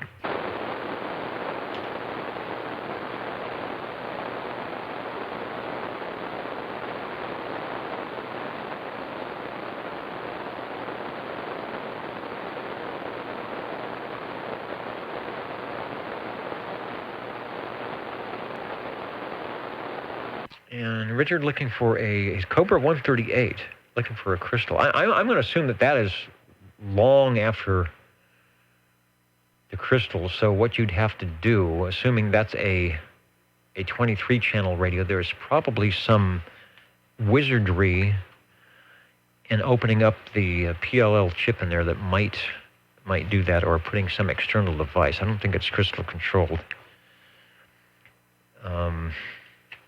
Some of the Facebook guys might be able to steer you in it's possible to expand it by doing this, or it's possible to expand it up that way by putting on an external VFO, which is what they used to do with these radios. A lot of the sidebands, you'd have an external rig, external box that would extend the range out. You'd put it in place of a crystal and think of a multi-agile crystal. But in those radios, like the 138, they have the frequency chips, so there's ways to get around the programming. OTR standing by, I'm counting and mounting, looking for Radio 8.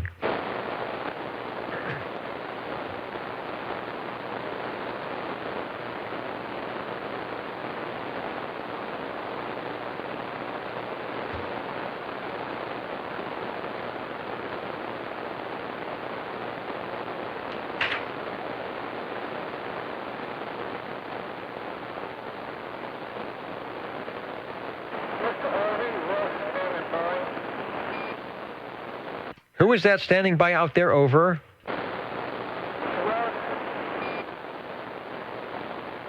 Yeah, I hear you in Midtown Fresno. Over.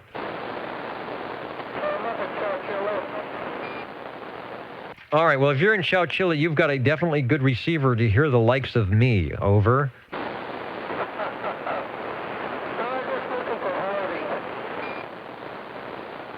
He was out there. He's listening in. He can probably hear you because he's listening through my receiver on the internet, but he is not near his transmitter. Over.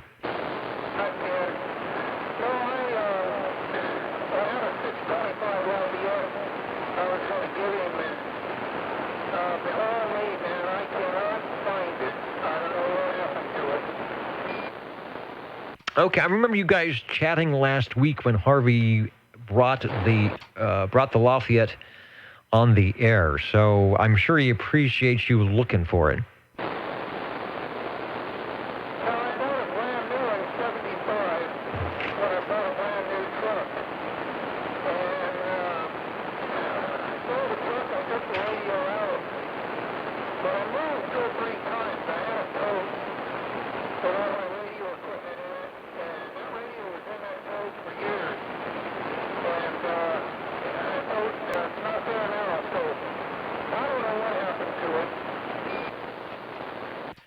Well, it might show up somewhere. Maybe it's secreted in a box, safely put in that real safe spot that you can't find. I do that a lot. Well, I think it probably grew away and left.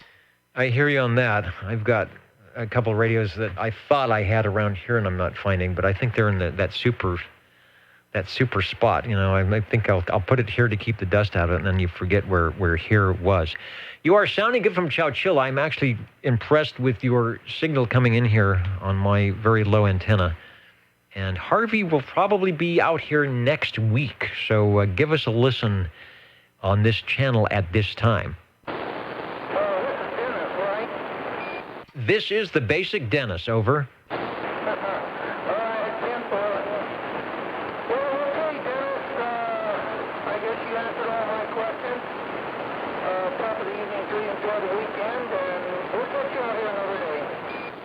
All right, we're just finishing up the Old Tube Radio Network here on kind of a slow, muggy summer evening in the Central Valley of California.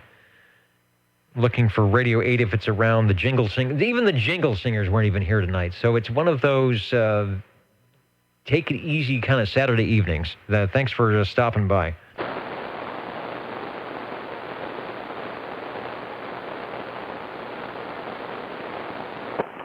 Contact.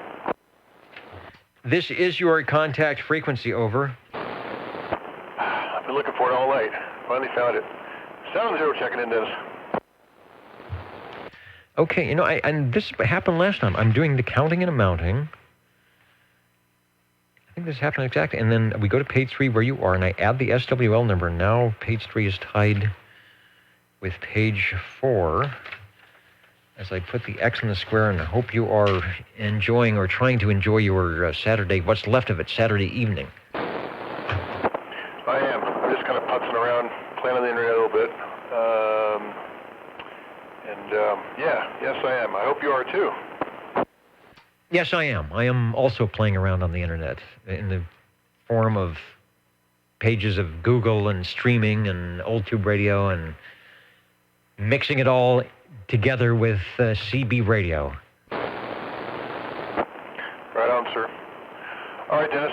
Thanks for checking me in, and have a great evening. All right, I've got things to do. Even at 10 o'clock, I've got a whole list of stuff waiting for me after the net here. So let me say, I hate to say this because I know they're listening, and they're gonna come to me and say, "I told you so." I really miss the jingle singers because I like that little ditty they do, and the total announcements. So they will be back next week, I hope. Maybe they like the vacation so much. Bob and Steve always do a good job of furnishing the green room over there with all sorts of goodies. So I'm sure they will come back, even if it's just for that, despite my best efforts. OTR standing by, last call for check-ins.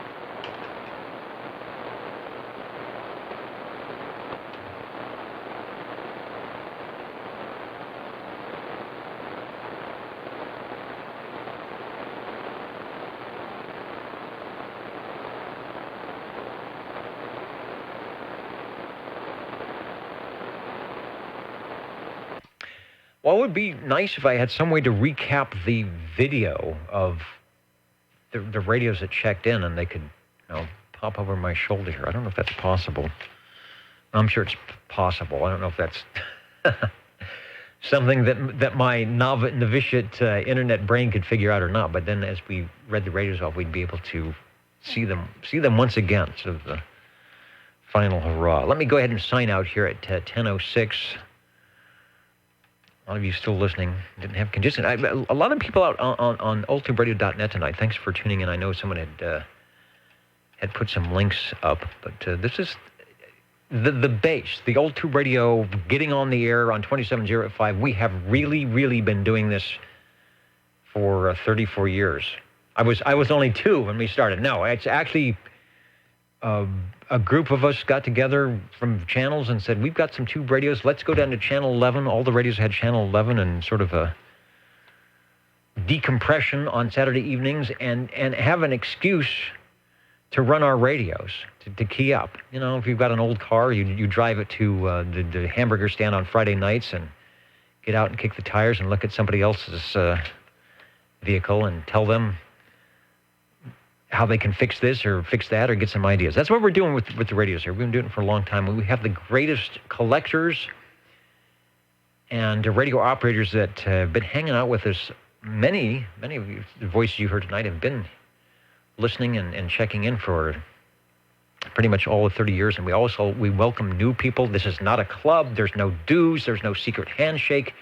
You don't ever have had to key up on anything. You don't even need an old tube radio. That's why we have the shortwave listeners, because a lot of people out there had radios at one time or weren't around when the tube radios were the only thing you could buy. And just like to hear the sound and especially on AM. AM is a great mode for the personality of the operator to shine through. So just listening to AM is a cool thing. So thanks for joining us tonight. And we will try this again next Saturday night, I do think, if everything is working. At least we'll be on the air at 27085, waiting for the skip so we can get some other check-ins. Let me say, on the SWLs, we had 10 checking in on page 1, 12 on page 2, 14 on page 3, and 14 on page 4. I can get this right.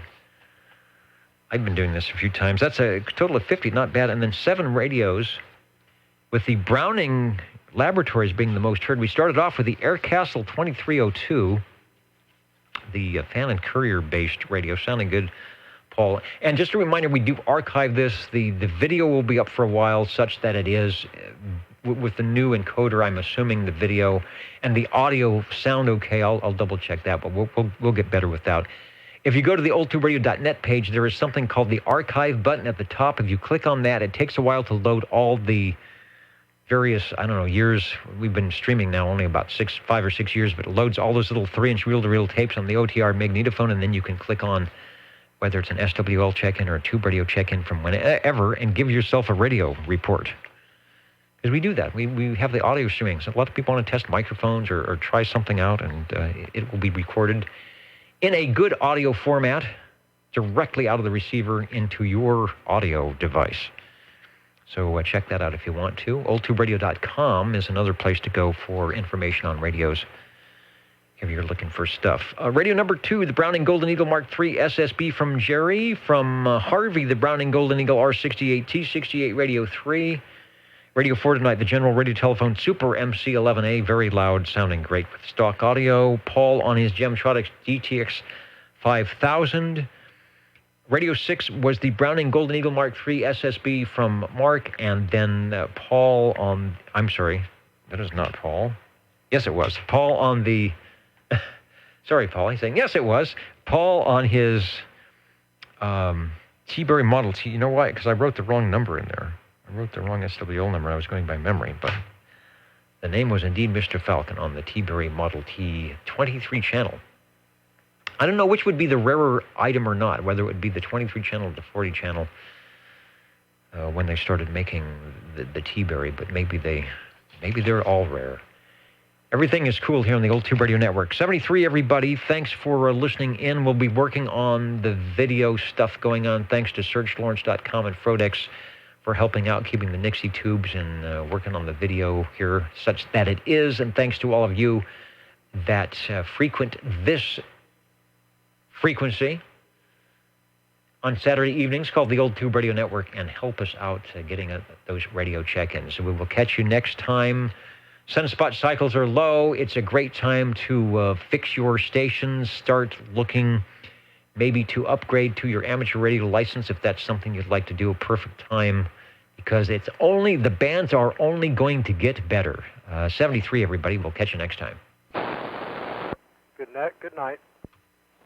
Thanks, Dennis.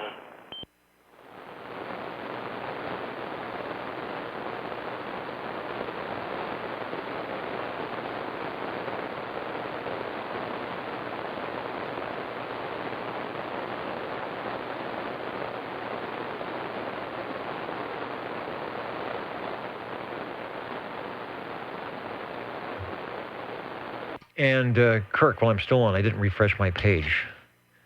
The DX100B, the SX110, and the HT37 pair. I have an HT37 over on this side of the room. I do not have the matching.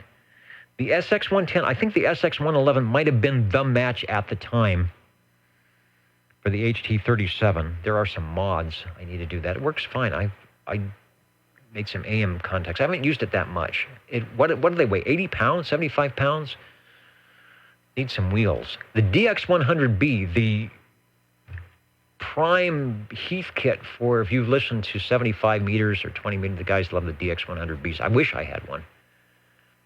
Always sounds good on AM. On YAM. So maybe I'll be talking to you sometime. Sonar 75 AWF on 3870 on the West Coast. I've got my Society of Promotion SPAMs, the Society for Promotion of Amplitude Modulation. Now it's called the AMI-NET. This is about 30 years ago. I haven't been on in a while. I got to do some antenna stuff. So you join by doing just what you did, because there's nothing to join, really. We're just here every Saturday, and we invite people to stop by and say hello and make comments like you're doing and tell us stuff, inform us of things we don't know. And that's, for me, that's a lot of things. But cool on the HT37. And even more cool on the SX110. My Helicrafters receiver is the SX25, which I picked up long ago in high school. And the DX100B, I'm envious. All right, good night. We will talk to you later. And I do a lot of listening on 3870, so maybe I'll hear you guys beaconing. There are some big stations. When I was chatting, I think LGL is still out there. A lot of the stations I talked to 30 years are not on the air anymore, but some of them are. So, all right, I'm rambling here. Catch you all later. Good night, everybody, from the Old Tube Radio Network.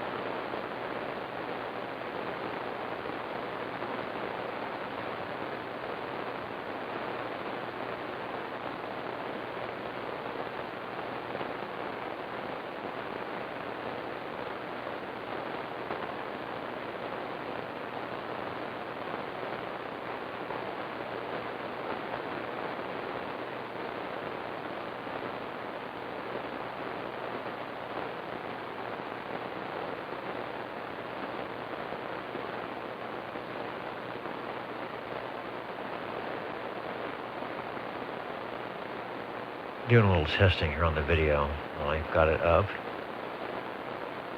There's the full page, rig zoom.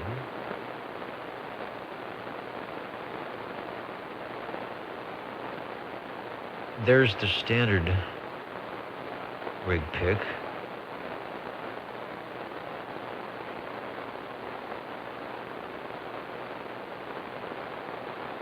Trying to manipulate that so it works. If I make them too big, I see everything. Too much for aspect ratios.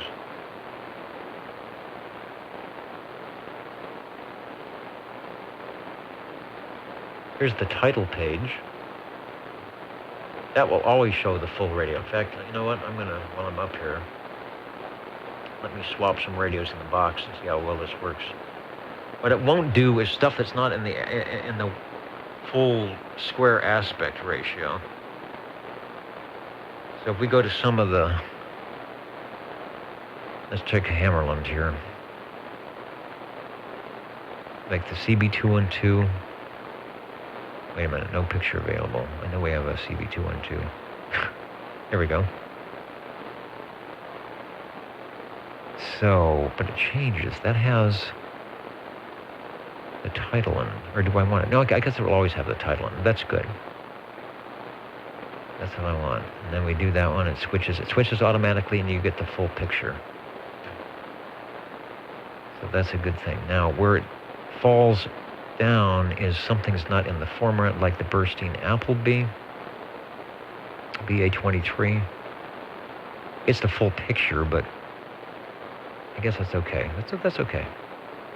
As long as it's not off the top of the screen. Then we want to do the full page zoom in. That's the one that's going to have an issue.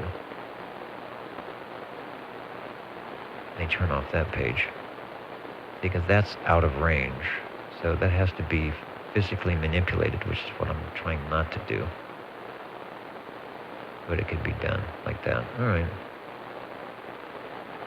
Try not to make people seasick with the video here. And then there should be the zoom in. See, and that doesn't work very well. I don't know why that's so far off. But that's there, and I just have to keep manipulating that because that goes up and down. So there, if we wanted to check, there's the crystal sockets, and you can read the switches a little bit better, microphone plug. So that's cool. And then we can go back to the regular screen. See, the aspect ratios kind of mess things up. And if I go to a normal aspect ratio, let's try the general radio telephone. Our favorite CB MC11A. See, now that page is off because I readjusted it. So the thing to do would be not readjust stuff. And we go back. Pretty cool. Now, if we want to zoom in on that, we should be able to go to that, get rid of that one, and then I can manipulate that so we can see the old man in the wheelchair and the fact that we can even read the S meter almost. You got some high resolution stuff there. Cool. All right. We're working on it. The main thing is we do have the radios listening in on air. Back to the control room. We think. Yeah. All right. Good night, everybody. The video is going away. Thanks for hanging out with us. If I know how to do that. This is a problem I had last week. There's a stop stream button that's on some window. Here it is. Stream status good. Stop streaming. Here we go.